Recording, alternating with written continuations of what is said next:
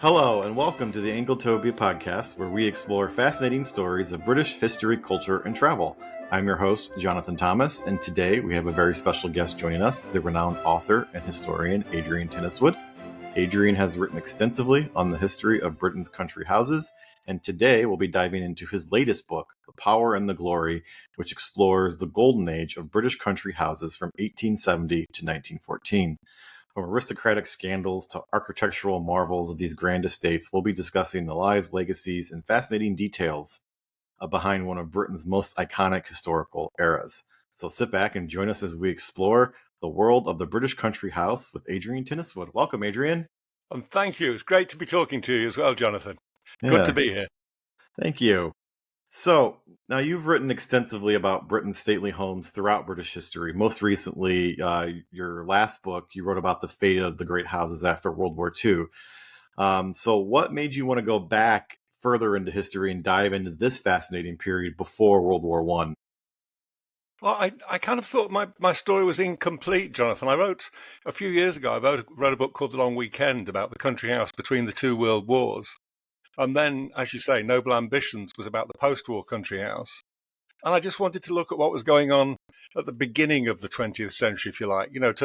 So effectively, The Power and the Glory completes a 100-year trilogy of the history and life in the country house. It just felt more complete. It's given me a sense of closure, if you like. Now I know where I am with that 100-year period. And it is a fascinating period of the British country house because they're almost unrecognizable from the beginning of this period to the end of this period. And so it's interesting that you've now sort of unified this trilogy to sort of tell the story all the way through and sort of unify that history. And it's a very popular era of history with Americans because, as you know, the TV show Downton Abbey, which we'll talk about in a little bit. Of course. And it is traditionally a golden age. There's that potent image of the sun setting on the empire. That beautiful an age when it was great to be in a country house if you were rich, if you were privileged, if you were part of the elite. Exactly. Before the disaster that was the First World War. So there's this kind of sense of impending doom hovering over it with our 2020 hindsight. Not for them, of course, but for us, there certainly is. Yeah, but what also intrigued me is that the people who lived in country houses, in British country houses, you've got a traditional idea of an elite, of an aristocratic, an exclusive group. And I was intrigued. The more I went into it, the more I found that you've got new money, you've got new blood, and you've got new ideas pouring into the world of the country house in the 1890s and 1900s. They change the setup. They change high society, if you like. So speaking of this as being a golden age, so this period between 1870 and 1914, what are some elements that made this period so distinctive in the sort of story of the country house? Well, as I say, I think the idea of new blood being introduced is one that's very distinctive. But also, you've got a parallel narrative as well of decline. In England in the 1870s and 1880s, there are large, disastrous agricultural depressions. For a lot of the traditional landed elite who are still dependent, their country houses are still the headquarters of a huge agricultural estate. Well, when those rents and when those, that the price of wheat and other foodstuff starts to plummet and rents go down, so you start to see estates being broken up, even in the 1880s and 1890s. There are also, and this is getting boring and legalistic, so you're going to have to give me a slap, Jonathan, when I drone on about this, but there are also really important legal changes in Britain in the 1870s and 80s. And to cut a very long story short, what it meant was that whereas an estate could be entailed on the next couple of generations, which means that it didn't belong to them. They looked after it, but they weren't allowed to sell it. In the 1880s, it became possible to break that entail. And that meant if you're going through hard times, you could sell the house. And a lot of country houses came on the market in the 1880s and 1890s. It was a big change. And that's when the supposed new money comes in, when American Absolutely money right. can come in, because these houses that traditionally wouldn't be sold are now on the open market. Yeah, that's it. And I mean, I'm sure a lot of your listeners will be familiar with Country Life, the magazine, the Bible, if you like, of British country house life. Yeah, It's no coincidence that Country Life is first published in 1897, and it's there for people. It's there for people who live in their own country house, but it's also aspirational. It's there for people, for the industrialist who's made his pile and who sees the country house as a pot of gold at the end of the rainbow. Country Life kind of charts the great land sales of the 1890s and early 1900s. fascinating. And I'm going to say that word a lot because that's. I can hear it. I can do with that. so so in your book you discuss a lot about these changing social norms and new technology that sort of challenges the traditional aristocracy in this area. Can you talk about some more changes that have impacted these owners other than the entails changing and the agricultural depression, and what like these houses were like the economic centers of their areas. How was that changing in this period? Well, I mean, one thing that changed enormously was the introduction of new technology. But by 1900, you're seeing architects like Edwin Lutyens designing motor garages. The motor car makes access to country house and an access, away from country houses much easier. The railway's done that, certainly in the 1860s and 70s. And the railway has enabled the country house weekend, the house party. Because before, if it took you a week to get somewhere, you weren't going to stay there for 2 days and then come back again. Well, now, the railways enabled that short visit, and the motor car made it even easier. Then you've got things, I mean, obvious things like electricity. Yes, I In was the going to early ask about that. 1880s, yeah, you've got electric light just being kind of experimented with. By the early 1900s, most, not all by a long way, but most big country houses had electric lighting and electric ventilation systems and advances in the kitchen technology. Some didn't. I mean, the more traditional people like the Marquis of Bath at Longleat or the Dukes of Devonshire at one point, the Dukes of Devonshire at Chatsworth, they were maybe a bit slow to adopt new technology, but they couldn't ignore it. And I guess that one of the other changes that we traditionally ascribe to the 1920s is that the servant problem starts to bite a little bit. Women, and it's almost exclusively women, are becoming reluctant to go into service, and other options are appearing for them. Still, in 1901, domestic service was the biggest occupational group in England. There were more people in domestic service than in any other job. 1.1 million, I think, is the figure that's usually bandied around. And all but about 50 odd thousand of them were women. Now, one thing we forget, and Downton doesn't really kind of dig deep enough into that. One thing we forget is that domestic service was a transient occupation. Very few women went into it as a career. What they did, they went into service when they were 14, when they left school. Their average age of marriage is about 25, 26. And that means, and when they marry, certainly before 1900, when they marry, they go out of service. So that means that it's a temporary thing. You go into service, and even within those 12 years or so in service, you might move jobs 3, 4, 5 times. Because as the supply of servants goes down and the demand goes up, so servants are able to pick and choose a lot more. If they don't like a position, they leave. Now, that said, a position in a country house, in a Downton Abbey, if you like, is much more desirable. You compare, say, being a housemaid at Chatsworth, when you've got, you had at least 7 housemaids at Chatsworth. Everybody knows what job they're doing. The lines of demarcation are really clear. Now, you compare that to the life of a 14-year-old skivvy in a single servant household, and she's doing all the cooking, she's doing all the cleaning, she's taking the coal up, she's taking the slops down, she's doing every job. In a country house, servants have their roles defined for them, and they have much more free time. It's much more glamorous. They might get a chance to go abroad, or certainly to go to London with the family. So the servant problem starts to bite, but it is slow to hit the country house, I think. Now, Which is not at all the question you asked, and already I've gone off on a tangent. I'm so sorry. perfectly all right. Now, on what you just said, you mentioned all these new technologies and stuff. Did that make the servants' lives easier, or did it just give them new things to do that were just as hard? It depends.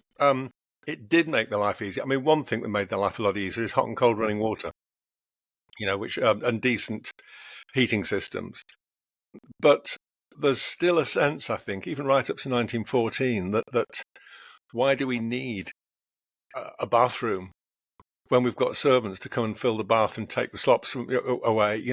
We've got servants to do that for us. Why do we need labour-saving devices in the kitchen? Because the ultimate labour-saving device for Lord Tinniswood is a servant, somebody to do it for them. So in some houses there's a reluctance. Others, though, are much keener to adopt new technology. Now, the traditional view is that it's the nouveau riche industrialist who adopts new technology because he or she has seen what it will do in their factory, and they think it's made them rich. And if it does that in their factory, they're much more enthusiastic to adopt it in their home. In fact, the situation isn't quite that straightforward, and there are a lot of traditional noble families who were very quick to adopt new technology. I mean, the Marquis of Salisbury at Hatfield was one example. He had electricity at Hatfield in the early 1880s. It didn't work very well. Kind of bulbs were popping right, left, and centre, and the occasional workman was electrocuted. But he was quick to install it. I mean, this is at a time when the guy is leader of the Conservative Party in the House of Lords. He's a full-time politician, but he seems to find time to play with electric lighting and gas plants and telephones, all of which are installed at Hatfield very, very early on. So, changing track a little bit.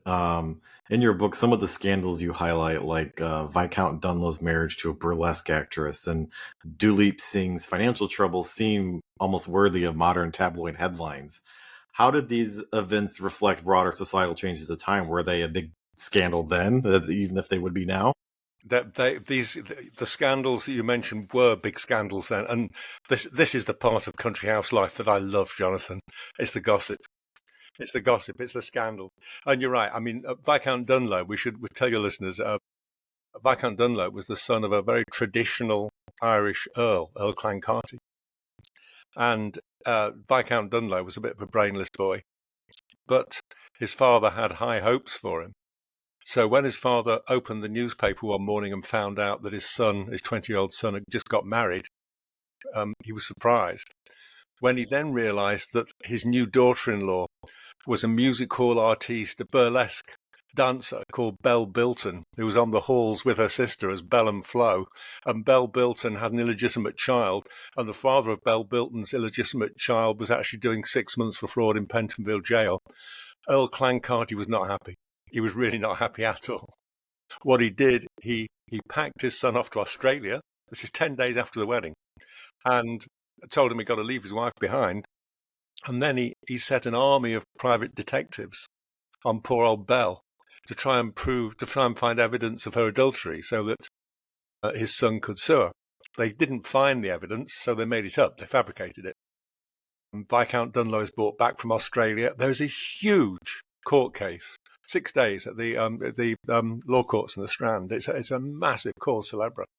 And at the end of it, the interesting thing is that Belle was proved innocent. The judge, the jury, and everybody was so disgusted with Earl Clancarty's tactics that they found her innocent. I mean, she may well have been innocent anyway, who's to say? But she was carried on the shoulders of a cheering crowd out of the law courts and down the Strand. People stood on top of omnibuses cheering, "Well done, Countess, well done, Viscountess Dunlow." And the strange thing is, after all this, that Belle and Viscount Dunlow, who had apparently won her in a bet at a racecourse, there's romantic for you, he and Belle decided that they did love each other after all. And Belle became the perfect landed gentlewoman. She went to, went to all the right charity concerts. She rode to hounds. She did all the things that respectable British noble women did.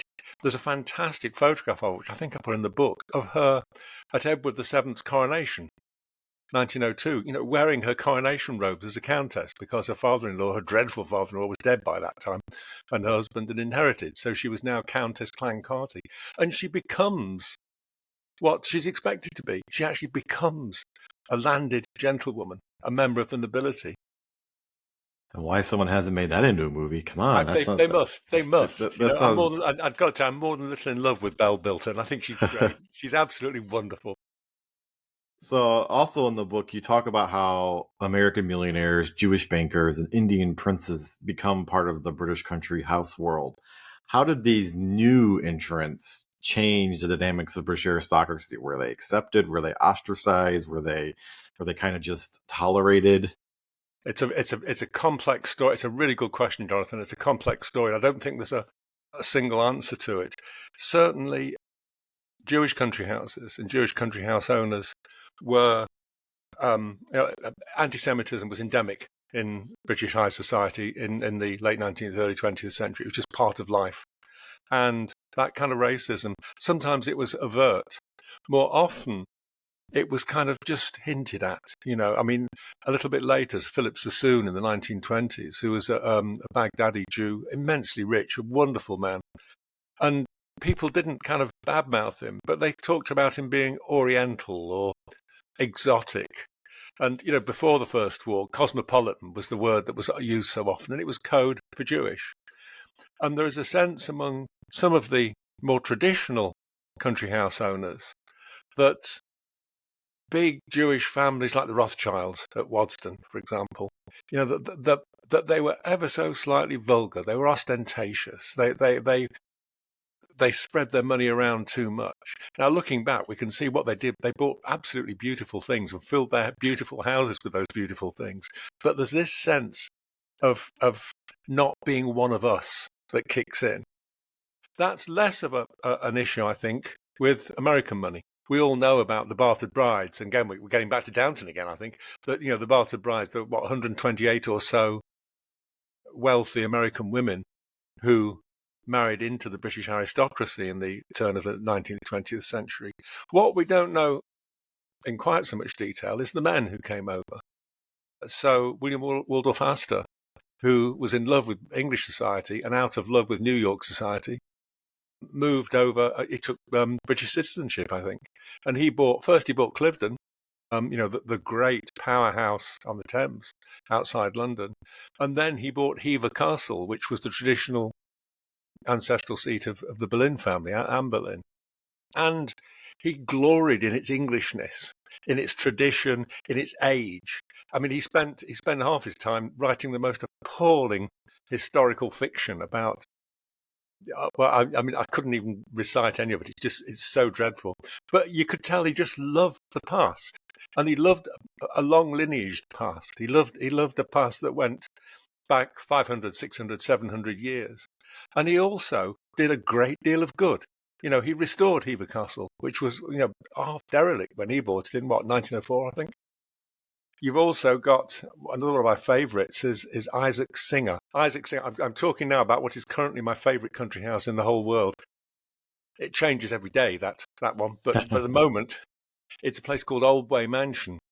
And Oldway Mansion was built by Isaac Singer, who was a New Yorker. He was lucky enough to patent the sewing machine, and that made him very, very rich indeed. He amassed a huge fortune. He also amassed a huge family. At the last count, we reckon it's about 24 kids. Oh my from God. Various wives and mistresses. And he doesn't seem to have quite established the boundary between wife and mistress in that he seems several of the wives overlapped, let's say.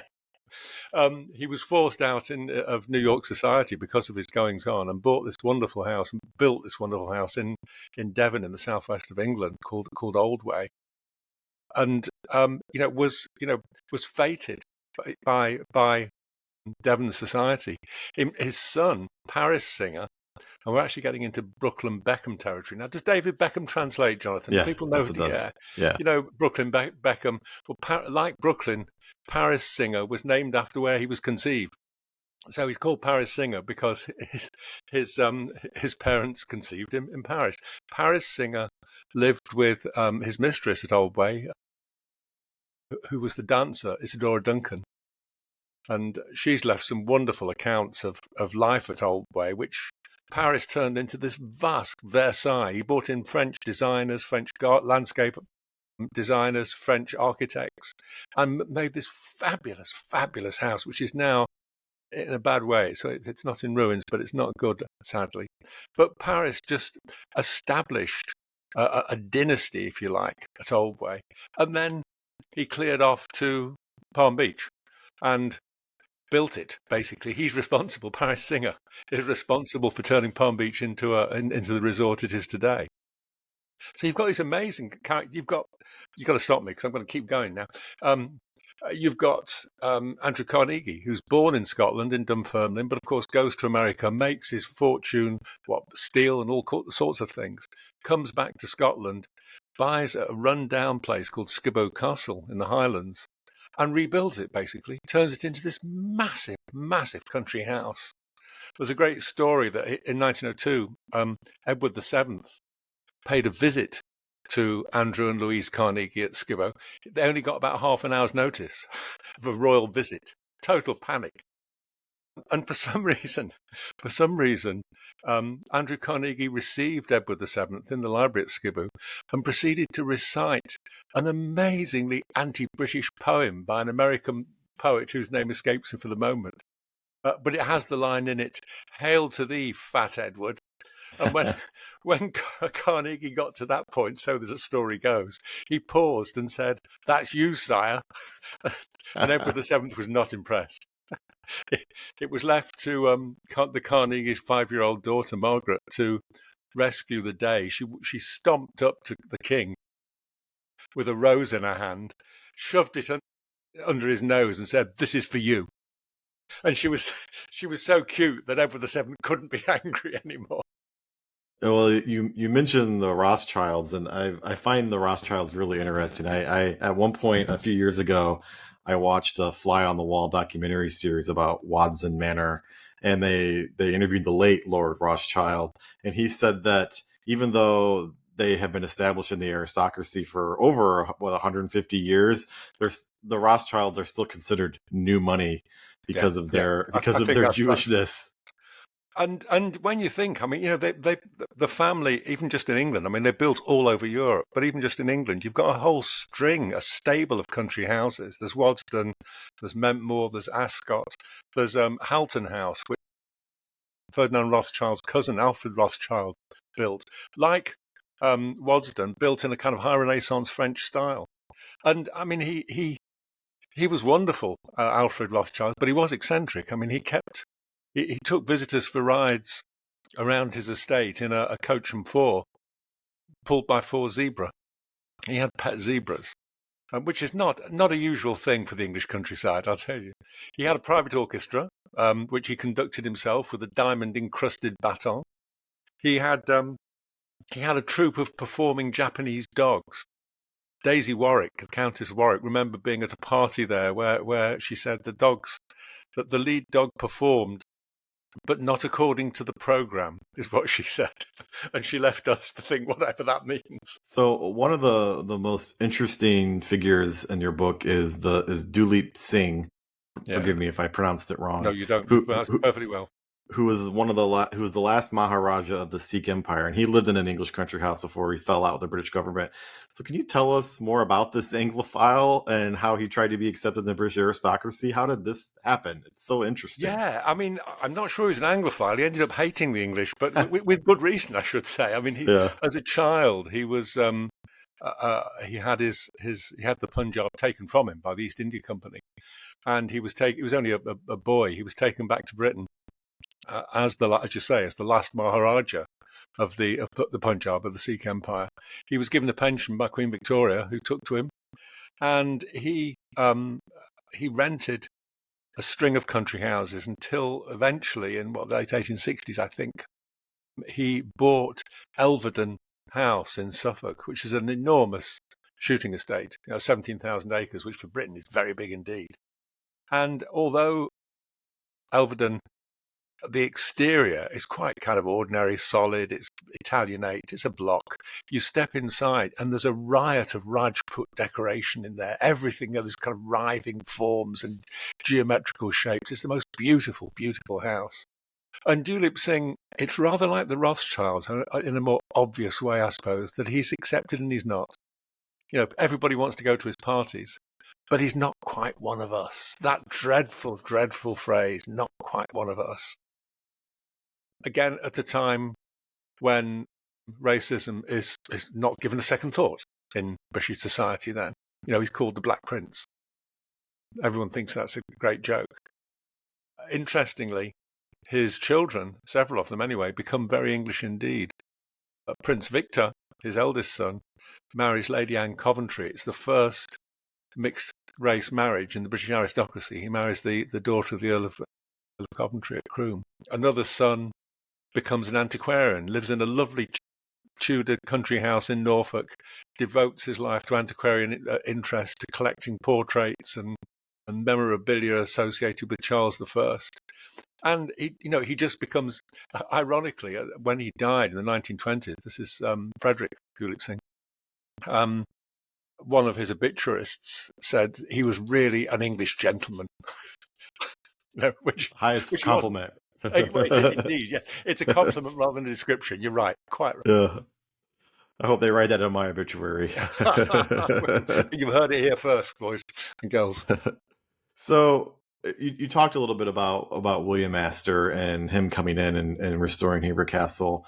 What are some elements that drew American elites to the English country house and the aristocracy? Did they feel like it gave legitimacy to their newfound wealth? I don't. That's a hard one. I don't, because as I said, with Astor, there's this love of England, and it's tied in with a sense of Englishness and a past and a long lineage. And I think, Astor is an awkward example in that he turned his back very self-consciously, very consciously on New York society. He said, America. Didn't he say something about America it was impossible to be a gentleman in America or something, which was a quote which the American press threw at him at every possible opportunity for the rest of his life. Always be careful what you say to the press. But his Englishness was indeed, England became a refuge, but it was also an exciting, romantic, glamorous place. And I think that's true for a number of, and some Americans, they moved over here temporarily, if you like, but they still bought themselves a country house, not the big ones, admittedly, but the ownership of a country house was still tied up irrevocably with society.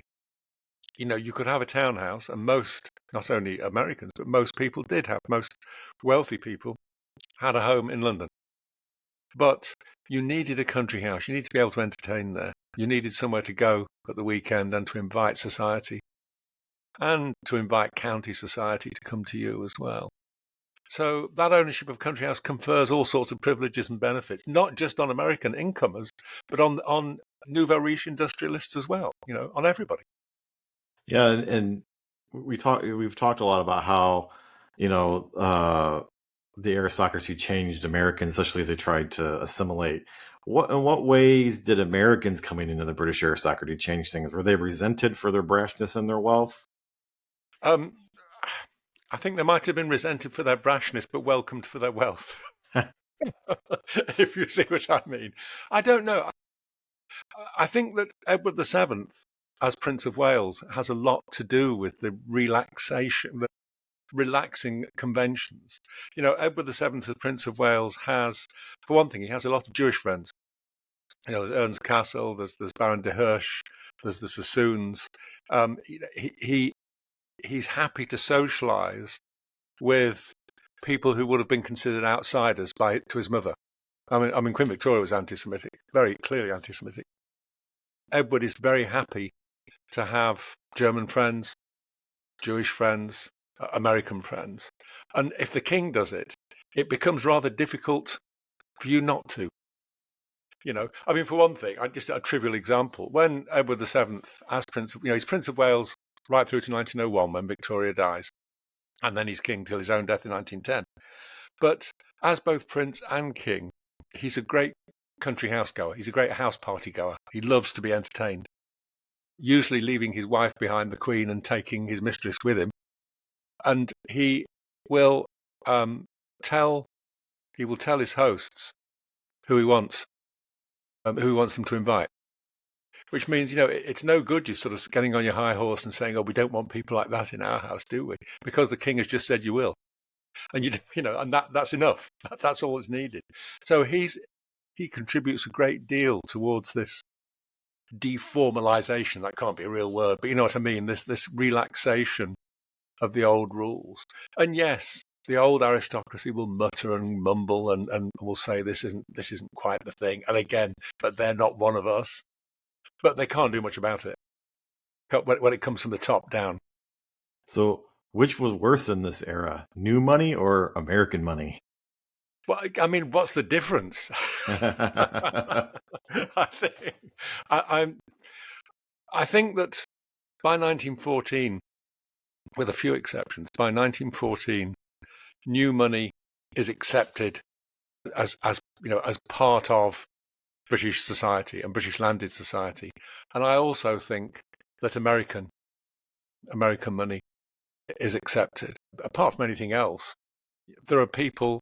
One thinks about the famous Vanderbilt, Duke of Marlborough and Consuelo Vanderbilt's disastrous marriage. When her mother, I think, didn't her mother threaten to shoot herself if she wouldn't marry the Duke of Marlborough, who had already married one. Had he married one American? He married another one after her. But the idea that American heiresses bought fortunes with them, that they bought into British society, and in return they brought a fortune to restore the ailing fortunes of British aristocracy. That's not all true, For one thing, a lot of these American heiresses had very astute American fathers with very astute armies of American lawyers who would tie up their money. So it wasn't just a case of, that's with Consuelo, her father writing a check for $2 million or whatever and handing it over on the wedding day or whatever went on. Quite often, American women, a Freudian slip. I said American aristocratic women because, of course, there was an American aristocracy, and that nobody can go to Newport, Rhode Island, and tell me that there was not an American aristocracy operating. But wealthy American fathers would tie up the money into trust funds and all kinds of legal things. So the new husband couldn't just blow it on a new roof for his palace. It was more complicated than that. Well, and as we know, the transfer of transatlantic wealth and blood, we wouldn't have Winston Churchill. Absolutely right. A good example of a product, product of that relationship. So, can you talk about some of the architectural innovations and styles that characterize the country houses in this era? Were there any new ones built? Were there any particular houses that stood out in terms of their design? There were lots that were built, and some of them are okay. Some of them are works of genius. One of my favourites, in fact, probably yesterday's favourite house of all time, or tomorrow's favourite house of all time, I can't decide yet, is Cardiff Castle, which was a nice, it had been in the Bute family for hundreds of years. And it was a nice enough kind of Georgianized country house. The Marquis of Bute in the 1860s, 1870s, who was a Catholic convert, incidentally, decided he wanted to restore Cardiff to its medieval origins. And he brought in a gifted and entirely bonkers architect called William Burgess to rebuild Cardiff Castle. Now, it's one of the most extravagant and exciting houses I have ever seen. Where else could you walk into a library and see the duck-billed platypus used as a decorative motif? Or that there's a staircase at Cardiff Castle, and as you walk out onto the top landing, there's a little, on the banister rail, there's a plaster baby, balanced. This little plaster baby, painted pink, balanced on the rail, about to roll down the banisters. And on the half landing, there's a 3-foot long green smiling crocodile with its jaws open, waiting for that baby to roll down into its mouth. And this is just a piece of whimsy. I mean, it's completely nuts. And it's one of the most exciting houses I know. It really is. And Bute was immensely rich. William Burgess famously said, I think that money should always be a secondary consideration when it comes to architecture.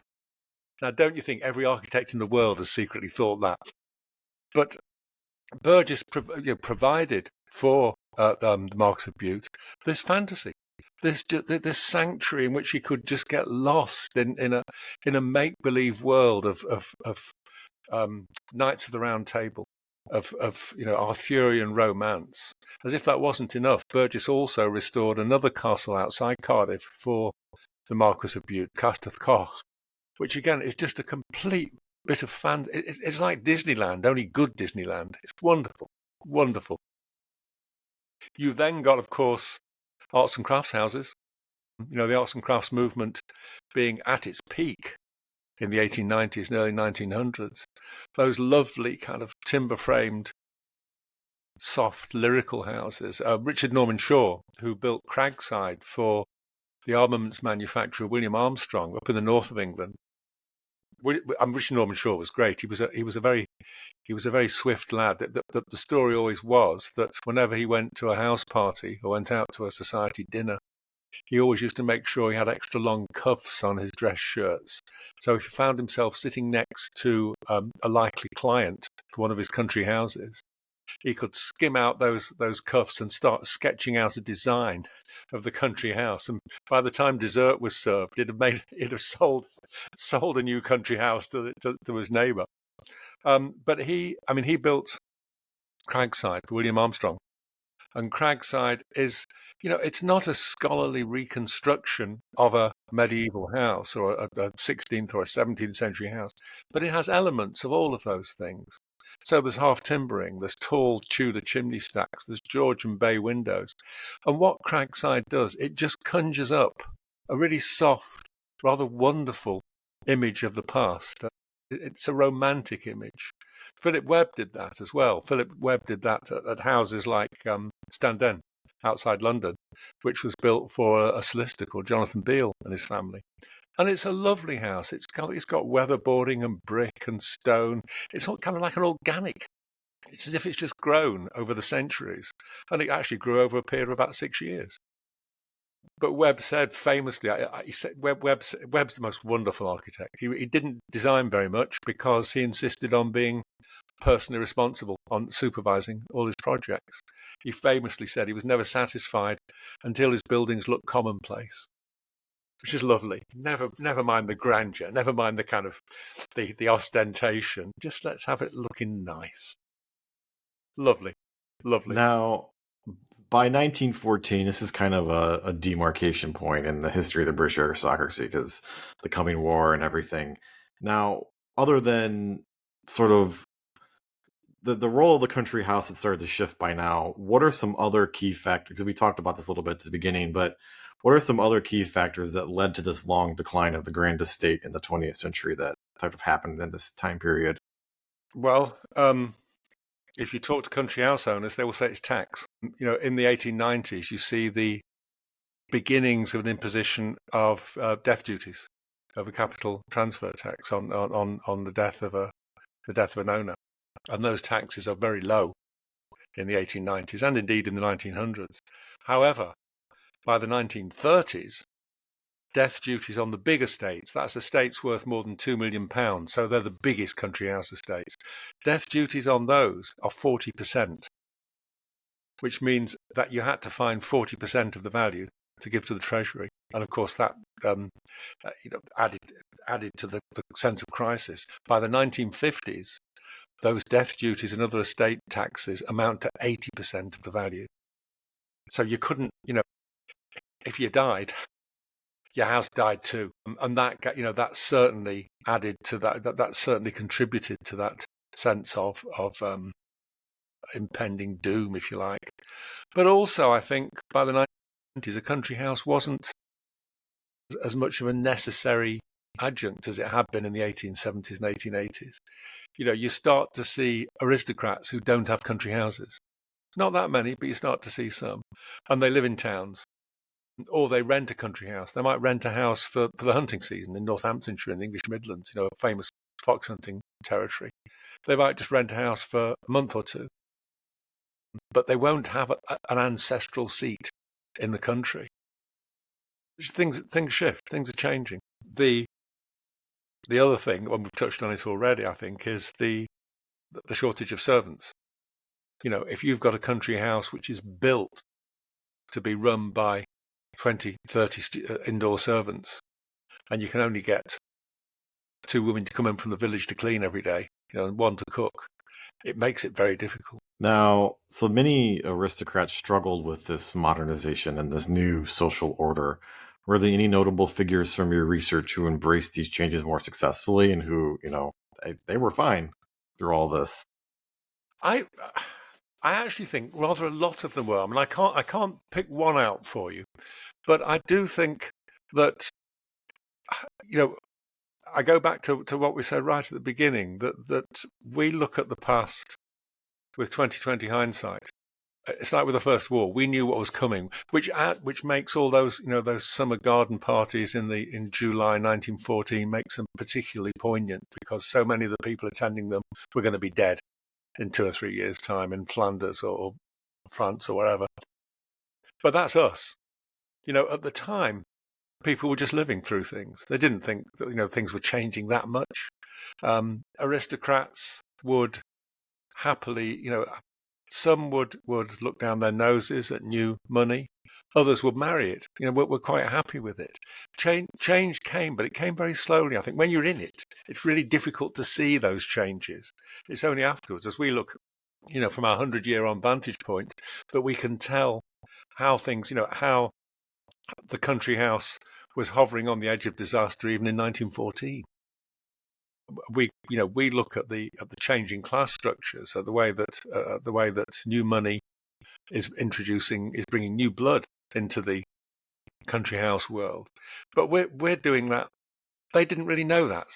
But 1 or 2 did, but they didn't really sort of appreciate change. It was just it was life. Your book touches on figures like Lady Bountiful, who sounds made up, and other women who played prominent roles in managing country estates. How significant was the role of women in maintaining these historical treasures? Yeah, and often it's very important, and it's still an area, I think, that deserves a lot of research in my country. We talk about, I talked about Standen, right? Now, Standen, Philip Webb, beautiful house. And it was built, as I say, for Jonathan Beale, who was a solicitor. In fact, it's decorated in a wonderful arts and crafts style, with William Morris bits and pieces, W.S. Benson metalwork. I mean, all the big names in the arts and crafts movement. And, sure, Jonathan Beale probably paid for it. However, Margaret Beale was the tastemaker, his wife. No one's going to tell me that Mrs. Beale just sat there while Jonathan chose the drapes and the carpets. The role of a woman, the sort of chatelaine, in creating a congenial environment in the country house is something that quite often there's very little documentation. It's something we don't explore enough. And certainly the role of the noblewoman in traditional areas like dispensing charity, the Countess of Leicester at Hokum in Norfolk, she did all kinds of fundraising for the local village reading room. She organised charity concerts and this sort of thing. But their role has been underappreciated, I think. We think because the man paid for it, the man was making those decisions, and quite often he wasn't. He was just paying for it. Now, as you mentioned earlier, this is sort of your 3rd book in this trilogy of books about English country houses. And during your research for The Power and the Glory, how did it differ from your previous books? What new insights did you uncover in this installment that was mind blowing? I don't know. I mean, in a sense, we've covered it already. That the thing that really intrigued me was the diversity of country house owners. When you start to look, when you've got a William Armstrong, who is a lawyer turned inventor turned armaments manufacturer, when you've got Duleep Singh, when you've got Ferdinand Rothschild, your country house society changed fundamentally in those 40, 50 years. It introduced an entirely, a fresh, more dynamic, more exciting worldview, I think, into a society which was becoming quite moribund. I mean, by its nature, country house society was quite conservative at the small c. It was quite reactionary. And you get these people coming, and yes, we think, oh, they wanted to fit in. Well, sometimes they didn't want to fit in. They were the ones who made people change. They didn't change to conform. They stayed as they were and left the rest of society to kind of meet them halfway. So that diversity, I think, is really exciting, and it's really different. It's not what we think of when we think of the golden age of the country house. So for my last question, is there an era of the country house you'd still like to explore? Well, I don't know. I'm at the moment, this is very early days, but I'm hoping to take a look at Regency country houses. So basically, we're exchanging Downton for Bridgerton, Jonathan. But it's a period that's interested me more and more. Having done the trilogy, I'm kind of want to go a little bit further back, and it's a wonderfully, as you can tell, the more extravagant and wild and crazy the house or its owners are, the happier I am. And there's some wonderfully crazy stuff in Regency England, not least, of course, the Prince Regent, who is the most appalling man but has fantastic taste. Yeah, you don't need Bridgerton to come up with crazy stories. There were some crazy stories in that era already. Absolutely. But that's the next one, I hope. We'll see. That's the next one. Well, good luck with that. So, Thank you. Thank you for joining us today on the Anglotopia podcast, Adrian. The book is called The Power and the Glory. I'm holding it up here for those watching on YouTube. This is the advanced reader's copy. That might not be the final copy, but it's close. And it's now available from booksellers everywhere. We will put a link in the show notes. If you enjoyed the Anglotopia podcast, please don't forget to subscribe, leave a comment, or hit the like button. Thank you again, Adrian, and we'll see you next time. And thank you so much for having me. That's been great, Jonathan. Thank you.